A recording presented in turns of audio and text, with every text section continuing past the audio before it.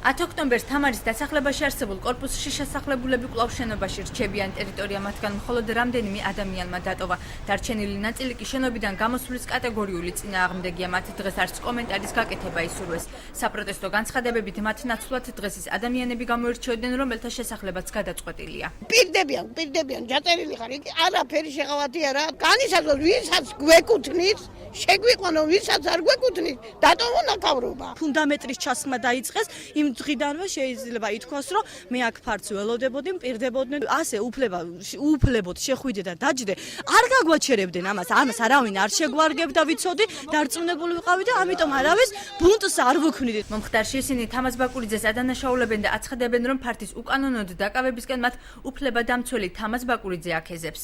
პასუხი აგოს მის ხალხზე, რომ მართავს ასე უკანონოდ და ეუნება, რომ თქვენ არ გამოხვიდეთ, მიაღწევთ, ჩივილს ვაპირებ აუცილებლად თუ არ შეჩერდება. ჩემთვის განსხვავება არ არის, ეს იქნება ბარაკის ტიპის შენობებში მცხოვრები თუ თვითნებურად შესახლებულები. სახელმწიფომ უნდა იზრუნოს ყველაზე, ვინც გაჭირვებულია. მიუხედავად იმისა, რომ იციან ვის ეკუთვნის აღნიშნული შენობები, კორპუსების ირგვლივ დღესაც შეიკრიბნენ ხელვაჩაურის ყოფილი 25 და 53 ბატალიონის ტერიტორიაზე თვითნებურად დასახლებული ადამიანები. ზვავშაშის როების ხალხი შეულიანო თქვენ ფერებიანო და მე არსად სახლკარი არ მაქვს, წარმოებაში ვცხოვრობ 20 წელია. არიან ოჯახები, რომლებმაც უნდა მიიღონ ვინა.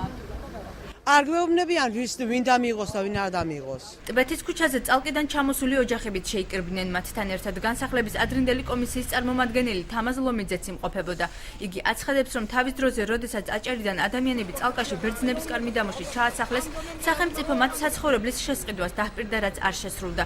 იგი ფიქრობს, რომ დღესასწაულები დაიწყო და ისინი წალკაში უნდა დაბრუნდნენ. გამოსავალზე საუბრობს აჭარის ჯანდაცვის მინისტრის მოადგილეც. ტოლულთა და განსახლების სამინისტრო უკვე ჩასულია ადგილზე და მიდის საცხოვრებელი სახლების მოძიება. თავარია რომ ის პროცესი დაიწყო, რომ აი მაგათ საცხოვრებელი სახლების შესყიდვები მოხდეს. იქ იყო არასამართლებრივად გადანაწილებული მიწები და პრინციპში ამ ხალხს აღარ იყო, იმიტომ რომ თითო დაუშვათ ვიღაც მაღალჩინოსანს 400 ჰექტარი ჰქონდა საკუთრებაში მოგდებული ხელში, აუდიტები აფასებენ ამ საკითხის სახლებს და მე მგონი უახლოეს მომავალში უნდა დაიწყოს პროცესები მიწის გადასცემისას და სახლების შესყიდვისას. თავრობის წარმომადგენლები ასევე აღნიშნავენ, რომ აქციის მონაწილეთა უმრავლესობა საცხოვრებელ ფართებს ფლობს. წალკიდან ჩამოსახლებულ ოჯახებს კი თავის დროზე ბერძნებთან სხვადასხვაგვარი შეთანხმება ჰქონდათ, მაგრამ დეტალებზე საუბარს აჭარის ჯანდაცვის მინისტრის მოადგილე და აჭარის მთავრობის აპარატის სოციალურ-ეკონომიური მდგომარეობის ანალიზის დეპარტამენტის უფროსი საკითხის კონფიდენციალურობის მიზეზით ერიდებიან.